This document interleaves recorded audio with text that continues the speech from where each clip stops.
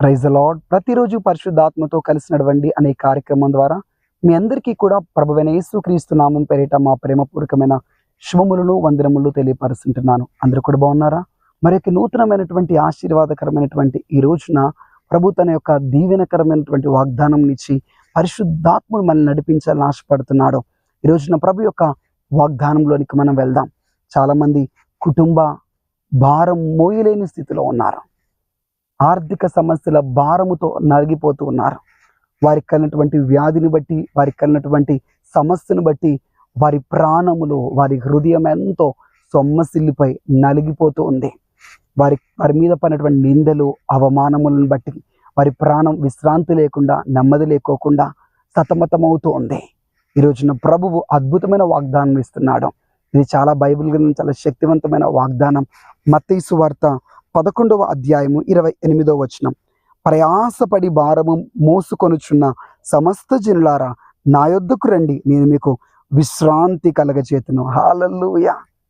ప్రభు మీకు రెస్ట్ ఇవ్వబోతున్నాడు. రెస్ట్ లేకోకుండా మీరు తిరుగుతున్నారు కదా, విశ్రాంతి లేకోకుండా, మీ ఆలోచనలో నిద్ర పట్టని స్థితి, ప్రశాంతంగా భోజనము చేయలేని స్థితి, వేదన, కన్నీళ్ళు, దుఃఖం, ప్రయాసపడుతున్నారు కానీ ఆశీర్వాదం లేదు.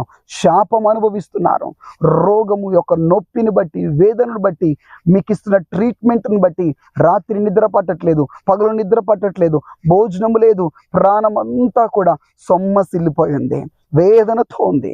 ప్రభుకు తెలుసు నీ ప్రాణమునకు విశ్రాంతి కావాలని, నీకు రెస్ట్ కావాలని, నీకు సమాధానం కావాలని, నీ ప్రాణముకు నెమ్మది కావాలని. అందుకే ప్రభు చెప్తున్నాడు, నా యొద్దకు రండి. ప్రయాసపడుతున్నారు బ్రతకాలని, ఆశీర్వదింపబడాలని, విడుదల పొందాలని, దీవెన్ను చూడాలని, విముక్తులుగా మార్చబడాలని. ఈ ఆర్థిక సమస్యల నుంచి భారం, ఈ రుణ భారం దిగిపోతే బాగుండు. ఈ రోగం అనే భారాన్ని మోయలేక దిగిపోతే బాగుండు. ఈ నిందలు, ఈ అవమానాల భారము, ఈ మూటను మోయలేకపోతున్నాను, ఇది ఎవరన్నా వచ్చి దీన్ని తీసి పక్కన పడేస్తే బాగుండు. నాకు నెమ్మది కావాలి, నాకు విశ్రాంతి కావాలని వెతుకుతున్నారా?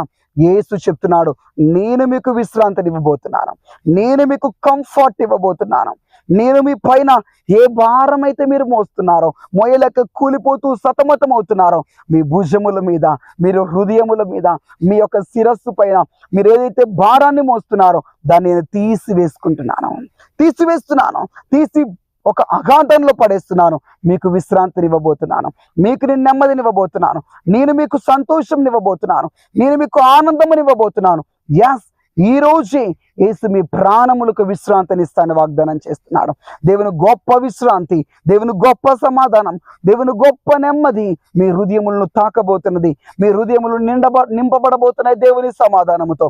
కళ్ళు మూసుకుంటారని మీ కొరకు ప్రార్థన చేయబోతున్నాను. ప్రభు, ఎంతమంది అయితే భారమైనటువంటి జీవితాన్ని జీవిస్తున్నారో, అయ్యా రుణ భారముతో, ఆర్థిక సమస్యల భారముతో, అప్పుల భారము, రోగమనే భారం, నిందలు మోయలేని స్థితిలో, అయ్యా చెడ్డ మాటల ద్వారా హృదయాలు గాయమై భారముతో ఉన్నారేమో, ఇప్పుడే విశ్రాంతి కలుగును గాక.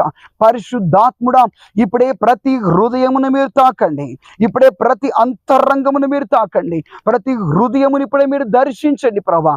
ఇప్పుడే నెమ్మది కలుగును గాక, గొప్ప విశ్రాంతి ఇప్పుడే వారికి అనుగ్రహింపబడును గాక.